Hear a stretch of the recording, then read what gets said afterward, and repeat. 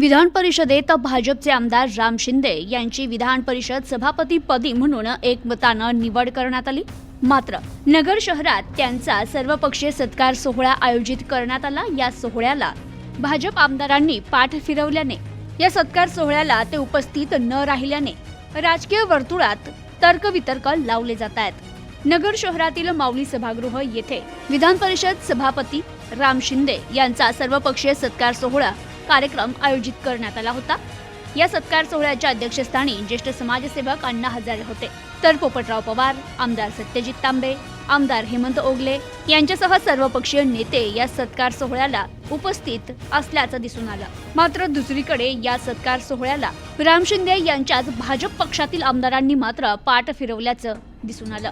मंत्री राधाकृष्ण विखे पाटील, आमदार शिवाजी कर्डिले, आमदार मोनिका राजळे हे या सत्कार सोहळ्याला उपस्थित नव्हते।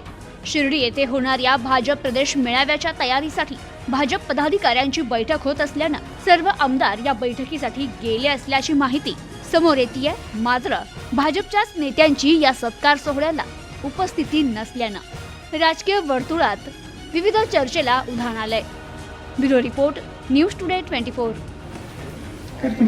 मी आधीच सांगितलं होतं 90 वर्ष होऊन गेले, येण्याचं धाडस होत नव्हतं। पण काल रामने शिंदे साहेब राळेगणला आले, त्यांनी आग्रह केला की तुम्ही आलं पाहिजे त्या कार्यक्रमाला, म्हणून नावेलाच तो मी इथे आलो। पण त्यांना एक आश्वासन मागितलं होतं की मी बोलणार नाही, कारण बोलण्यात आता राहिलं नाही काही। फक्त माझ्या वतीने तुम्हाला शुभेच्छा देतो एवढं सांगतो। असं सांगून मी आज आलो होतो। आता तुमची सर्वांची क्षमा मागतो। बोलण्यासारखं खूप होतं, पण आता वयानुसार होत नाही।